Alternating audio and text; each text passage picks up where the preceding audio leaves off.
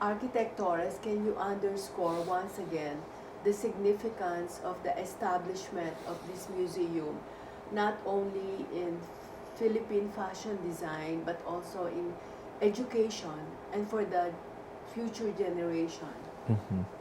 I think it has to be emphasized that it is a school that has decided to put its stake into the first fashion museum, Binild.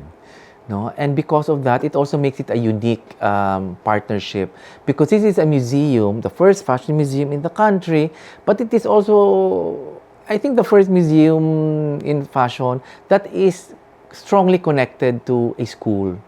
And I think this is important because I am also a teacher. I've been with Binil for the longest time, and at heart, I am really and still a teacher in whatever things that I do.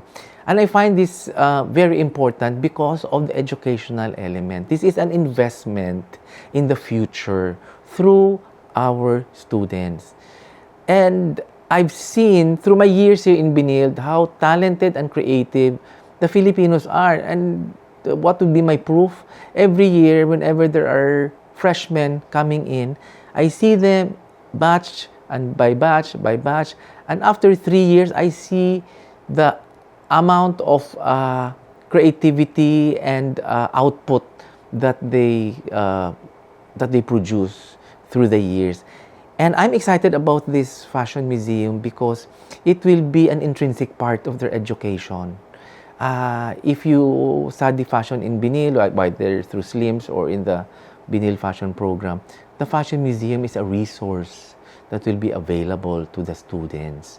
But not just to the Binildian students, because the BFM is open to the public. We will welcome students from all over the country, from all over the region. Even if there are researchers from all over the world, we will open the museum to them, because I really believe that it is through education that we secure the future.